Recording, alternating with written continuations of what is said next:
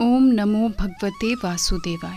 गीता का सार 20वां श्लोक। आत्मा के लिए किसी भी काल में न तो जन्म है न मृत्यु। वह न तो कभी जन्मा है न जन्म लेता है और न जन्म लेगा। वह अजन्मा, नित्य, शाश्वत तथा पुरातन है। शरीर के मारे जाने पर वह मारा नहीं जाता। तात्पर्य: गुणात्मक दृष्टि से परमात्मा का अणु अंश परम से अभिन्न है। वह शरीर की भांति विकारी नहीं है। कभी कभी आत्मा को स्थायी या कुटस्थ कहा जाता है। शरीर में 6 प्रकार के रूपांतर होते हैं। वह माता के गर्भ में जन्म लेता है और कुछ काल तक रहता है और बढ़ता है, कुछ परिणाम उत्पन्न करता है, धीरे धीरे क्षीण होता है और अंत में समाप्त हो जाता है। किंतु आत्मा में ऐसे परिवर्तन नहीं होते। आत्मा अजन्मा है, किंतु चूंकि वह भौतिक शरीर धारण करता है अतः शरीर जन्म लेता है। आत्मा न तो जन्म लेता है न मरता है। जिसका जन्म होता है उसकी मृत्यु भी होती है। और चूंकि आत्मा जन्म नहीं लेता अतः उसका न तो भूत है न वर्तमान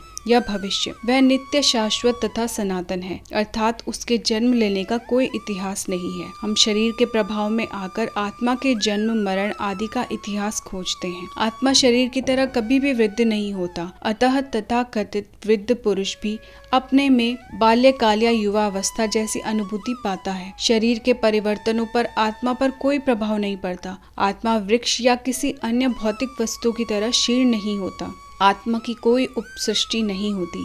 शरीर की उपसृष्टि संतानें हैं और वे व्यष्टि आत्माएं हैं और शरीर के कारण वे किसी न किसी के संतानें प्रतीत होते हैं। शरीर की वृद्धि आत्मा की उपस्थिति के कारण होती है, किंतु आत्मा के न तो कोई उपवृद्धि है और न ही उसमें कोई परिवर्तन होता है। अतः आत्मा शरीर के 6 प्रकार के परिवर्तन से मुक्त है। आत्मा ज्ञान से याद, चेतना से सदैव पूर्ण रहता है। अतः चेतना ही आत्मा का लक्षण है। यदि कोई हृदयस्थ आत्मा को नहीं खोज पाता तब भी वह आत्मा की उपस्थिति को चेतना की उपस्थिति से जान सकता है। कभी कभी हम बादलों या अन्य कारणों से आकाश में सूर्य को नहीं देख पाते, किंतु सूर्य का प्रकाश सदैव विद्यमान रहता है। अतः हमें विश्वास हो जाता है कि यह दिन का समय है। प्रातः काल ज्यों ही आकाश में थोड़ा सा सूर्य प्रकाश दिखता है तो हम समझ जाते हैं कि सूर्य आकाश में है। इसी प्रकार चूंकि शरीरों में, चाहे पशु के हो या पुरुषों के, कुछ न कुछ चेतना रहती है, अतः हम आत्मा की उपस्थिति को जान लेते हैं। किंतु जीव की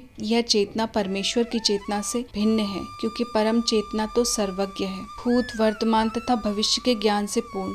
व्यष्टि जीव की चेतना विस्मरणशील है। जब वह अपने वास्तविक स्वरूप को भूल जाता है तो उसे कृष्ण के उपदेशों से शिक्षा तथा प्रकाश और बोध प्राप्त होता है, किंतु कृष्ण विस्मरणशील जीव नहीं है। यदि वे ऐसे होते तो उनके द्वारा किए गए भगवत गीता के उपदेश व्यर्थ होते। आत्मा के 2 प्रकार हैं, एक तो अणु आत्मा और दूसरा विभु आत्मा। कठोपनिषद में इसकी पुष्टि इस प्रकार हुई है: परमात्मा तथा अणु आत्मा दोनों शरीर रूपी उसी वृक्ष में जीव के हृदय में विद्यमान हैं, और इनमें से जो समस्त इच्छाओं तथा शोकों से मुक्त हो चुका है वही भगवत कृपा से आत्मा की महिमा को समझ सकता है। कृष्ण परमात्मा के भी उद्गम हैं, जैसा कि अगले अध्यायों में बताया जाएगा, और अर्जुन अणु आत्मा के समान है जो अपने वास्तविक स्वरूप को भूल गया है। अतः उसे कृष्ण द्वारा या उनके प्रामाणिक प्रतिनिधि गुरु द्वारा प्रबुद्ध किए जाने की आवश्यकता है। 21वां श्लोक। हे पार्थ, जो व्यक्ति यह जानता है कि आत्मा अविनाशी, अजन्मा, शाश्वत तथा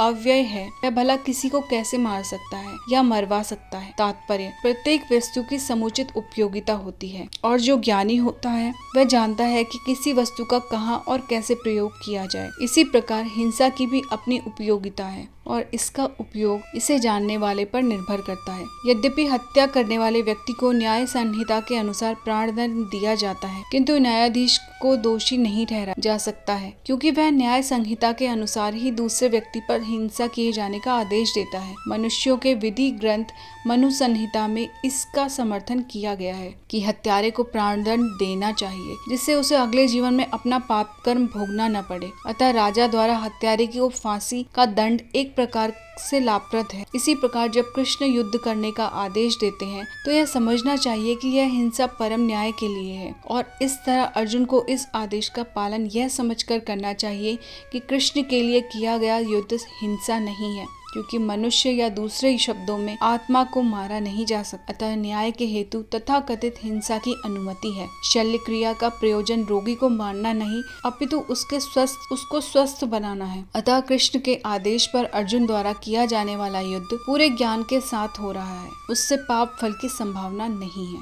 22वां श्लोक। जिस प्रकार मनुष्य पुराने वस्त्रों को त्याग कर नए वस्त्र धारण करता है, उसी प्रकार आत्मा पुराने तथा व्यर्थ के शरीरों को त्याग कर नवीन भौतिक शरीर धारण करता है। तात्पर्य: अणु आत्मा द्वारा शरीर का परिवर्तन एक स्वीकृत तथ्य है। आधुनिक ज्ञानी जन तक जो आत्मा के अस्तित्व पर विश्वास नहीं करते, पर साथ ही हृदय से शक्ति साधन की व्याख्या भी नहीं कर पाते, उन परिवर्तनों को स्वीकार करने को बाध्य है जो बाल्यकाल से कुमारावस्था और फिर तरुणावस्था तथा वृद्धावस्था में होते रहते हैं। वृद्धावस्था में यही परिवर्तन दूसरे शरीर में स्थानांतरित हो जाता है। इसकी व्याख्या एक पिछले श्लोक में की जा चुकी है। अणु आत्मा का दूसरे शरीर में स्थानांतरण परमात्मा की कृपा से संभव हो पाता है। परमात्मा अणु आत्मा की इच्छाओं की पूर्ति उसी तरह करते हैं जिस प्रकार एक मित्र दूसरे की इच्छा पूर्ति करता है। मुंडक तथा श्वेता श्रवतर उपनिषदों में आत्मा तथा परमात्मा की उपमा दो मित्र पक्षियों से दी गई है जो एक ही वृक्ष पर बैठे हैं। इनमें से एक पक्षी वृक्ष के फल को खा रहा है और दूसरा पक्षी अपने मित्र को देख रहा है। यद्यपि दोनों पक्षी समान गुण वाले हैं, किंतु इनमें से एक भौतिक वृक्ष के फलों पर मोहित है, किंतु दूसरा अपने मित्र के कार्यकलापों का साक्षी मात्र है। कृष्ण साक्षी पक्षी हैं और अर्जुन फल भोक्ता पक्षी।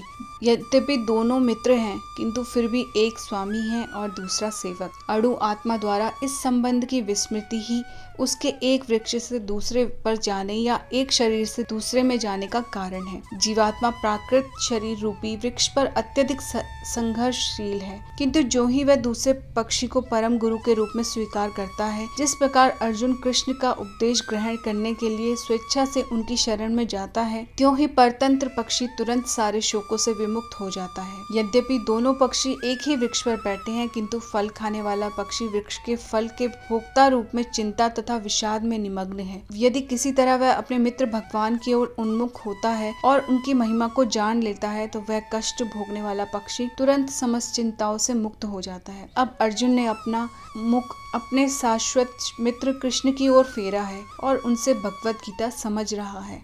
इस प्रकार वह कृष्ण से श्रवण करके भगवान की परम महिमा को समझकर शोक में मुक्त हो सकता है। यहाँ भगवान ने अर्जुन को उपदेश दिया है कि वह अपने पितामह तथा गुरु के देहांतरण पर शोक प्रकट न करे, अपितु उसे इस धर्म युद्ध में उनके शरीरों का वध करने में प्रसन्न होना चाहिए, जिससे वे सब विभिन्न शारीरिक कर्म फलों से तुरंत मुक्त हो जाएं। बलिवेदी पर या धर्म युद्ध में प्राणों को अर्पित करने वाला व्यक्ति तुरंत शारीरिक पापों से मुक्त हो जाता है और उच्च लोक को प्राप्त होता है। अतः अर्जुन का शोक करना युक्ति संगत नहीं है। 23वां श्लोक। यह आत्मा न तो कभी किसी शस्त्र द्वारा खंड खंड किया जा सकता है, न अग्नि द्वारा जलाया जा सकता है, न जल द्वारा भिगोया या वायु द्वारा सुखाया जा सकता है। तात्पर्य: सारे हथियार, तलवार, आग्नेयास्त्र, वर्षा के अस्त्र, चक्रवात आदि आत्मा को मारने में असमर्थ है। ऐसा प्रतीत होता है कि आधुनिक आग्नेयास्त्रों के अतिरिक्त मिट्टी, जल, वायु, आकाश आदि के भी अनेक प्रकार के हथियार होते थे। यहाँ तक कि आधुनिक युग के नाभिकीय हथियारों की गणना भी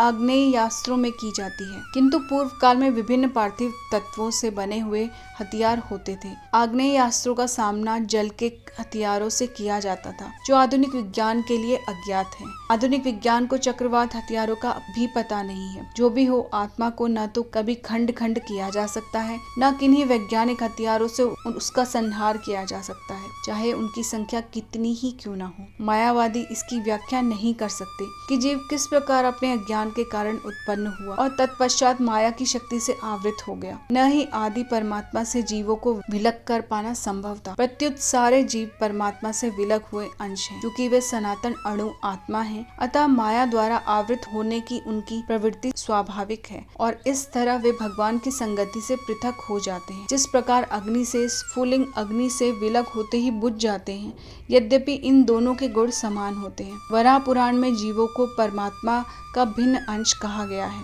भगवत गीता के अनुसार भी वे शाश्वत रूप में ऐसे ही हैं। अतः मोह से मुक्त होकर भी जीव पृथक अस्तित्व रखता है, जैसा कि कृष्ण द्वारा अर्जुन को दिए गए उपदेशों से स्पष्ट है। अर्जुन कृष्ण के उपदेश के कारण मुक्त हो गया, किंतु कभी भी कृष्ण से एकाकार नहीं हुआ। 24वां श्लोक।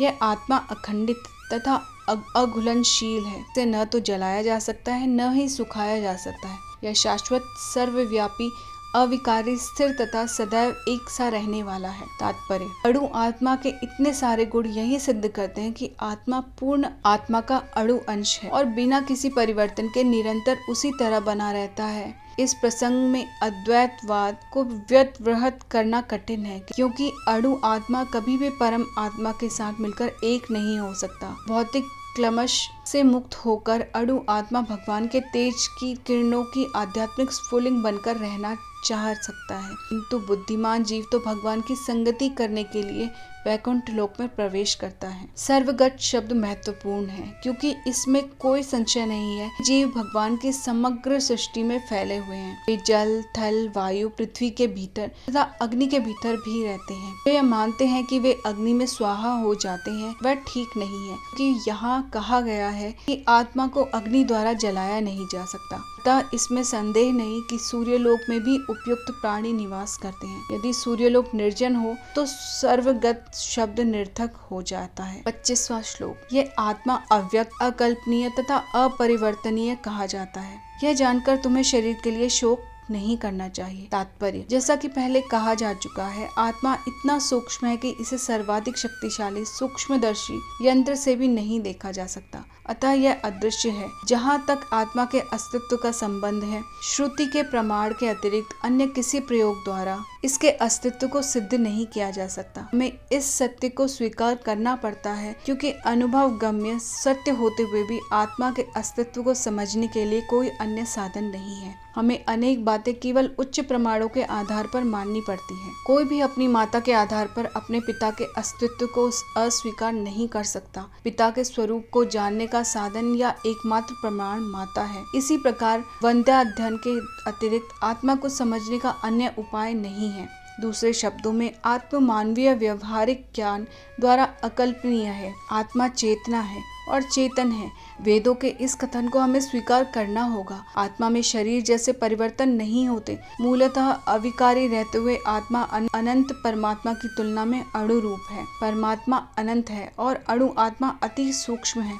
अतः अति सूक्ष्म आत्मा अविकारी होने के कारण अनंत आत्मा भगवान के तुल्य नहीं हो सकता। यही भाव वेदों में भिन्न भिन्न प्रकार से आत्मा के स्थायित्व की पुष्टि करने के लिए दोहराया गया है। किसी बात का दोहराना उस तथ्य को बिना किसी त्रुटि के समझने के लिए आवश्यक है। 26वां श्लोक। किंतु यदि तुम सोचते हो कि आत्मा सदा जन्म लेता है तथा सदा मरता है, तो भी हे महाबाहु, तुम्हारे शोक करने का कोई कारण नहीं है। तात्पर्य: सदा से दार्शनिकों का एक ऐसा वर्ग चला आ रहा है जो बौद्धों के ही समान यह नहीं मानता कि शरीर के परे भी आत्मा का स्वतंत्र अस्तित्व है। ऐसा प्रतीत होता है कि जब भगवान कृष्ण ने भगवत गीता का उपदेश दिया तो ऐसे दार्शनिक विद्यमान थे और लोकायतिक तथा वैभाषिक नाम से जाने जाते थे। ऐसे दार्शनिकों का मत है कि जीवन के लक्षण भौतिक संयोग की एक परिपक्वावस्था में ही घटित होते हैं। आधुनिक भौतिक विज्ञानी तथा भौतिकवादी दार्शनिक भी ऐसा ही सोचते हैं। उनके अनुसार शरीर भौतिक तत्वों का संयोग है और एक अवस्था ऐसी आती है जब भौतिक तथा रासायनिक तत्वों के संयोग में जीवन के लक्षण विकसित होते हैं। नृतत्व विज्ञान इसी दर्शन पर आधारित है। संप्रति अनेक धर्म जिनका अमेरिका में प्रचार हो रहा है इसी दर्शन का पालन करते हैं और साथ ही शून्यवादी अभक्त बौद्धों का अनुसरण करते हैं। यदि अर्जुन को आत्मा के अस्तित्व में विश्वास नहीं था, जैसा कि वैभाषिक दर्शन में होता है, तो भी उसके शोक करने का कोई कारण न था। कोई भी मानव थोड़े से रसायनों की क्षति के लिए शोक नहीं करता तथा अपना कर्तव्य पालन नहीं त्याग देता। दूसरी ओर आधुनिक विज्ञान तथा वैज्ञानिक युद्ध में शत्रु पर विजय प्राप्त करने के लिए न जाने कितने टन रसायन फूंक देते हैं। वैभाषिक दर्शन के अनुसार आत्मा शरीर के क्षय होते ही लुप्त हो जाता है। अतः प्रत्येक दशा में चाहे अर्जुन इस वैदिक मान्यता को स्वीकार करता है कि अणु आत्मा का अस्तित्व है या कि वह आत्मा के अस्तित्व को स्वीकार नहीं करता, उसके लिए शोक करने का कोई कारण न था। इस सिद्धांत के अनुसार चूंकि पदार्थ से प्रत्येक क्षण असंख्य जीव उत्पन्न होते हैं और नष्ट होते रहते हैं, अतः ऐसी घटनाओं के लिए शोक करने की कोई आवश्यकता नहीं है। यदि आत्मा का पुनर्जन्म नहीं होता तो अर्जुन को अपने पितामह तथा गुरु के वध करने के पाप फलों से डरने का कोई कारण न था, किंतु साथ ही कृष्ण ने अर्जुन को व्यंग पूर्वक महाबाहु कहकर संबोधित किया, क्योंकि उससे वैभाषिक सिद्धांत स्वीकार नहीं था जो वैदिक ज्ञान के प्रतिकूल है। क्षत्रिय होने के नाते अर्जुन का संबंध वैदिक संस्कृति से था और वैदिक सिद्धांतों का पालन करते रहना ही उसके लिए शोभनीय था। 27वां श्लोक। जिसने जन्म लिया है उसकी मृत्यु निश्चित है और मृत्यु के पश्चात पुनर्जन्म भी निश्चित है, अतः अपने अपरिहार्य कर्तव्य पालन में तुम्हें शोक नहीं करना चाहिए। तात्पर्य, मनुष्य को अपने कर्मों के अनुसार जन्म ग्रहण करना होता है और एक कर्म अवधि समाप्त होने पर उसे मरना होता है, जिससे वह दूसरा जन्म ले सके। इस प्रकार मुक्ति प्राप्त किए बिना ही जन्म मृत्यु का यह चक्र चलता रहता है। जन्म मरण के इस चक्र में वृद्धा, हत्या, वध तथा युद्ध का समर्थन नहीं होता, किंतु मानव समाज में शांति तथा व्यवस्था बनाए रखने के लिए हिंसा तथा युद्ध अपरिहार्य है। कुरुक्षेत्र का युद्ध भगवान की इच्छा होने के कारण अपरिहार्य था और सत्य के लिए युद्ध करना क्षत्रिय का धर्म है। अतः अपने कर्तव्य का पालन करते हुए वह स्वजनों की मृत्यु से भयभीत या शोकाकुल क्यों था? वह विधि को भंग नहीं करना चाहता था, क्योंकि ऐसा करने पर उसे उन पाप कर्मों के फल भोगने पड़ेंगे जिनसे वह अत्यंत भयभीत था। अपने कर्तव्य का पालन करते हुए वह स्वजनों की मृत्यु को रोक नहीं सकता था और यदि वह अनुचित कर्तव्य पथ का चुनाव करे तो उसे नीचे गिरना होगा। हरे कृष्ण।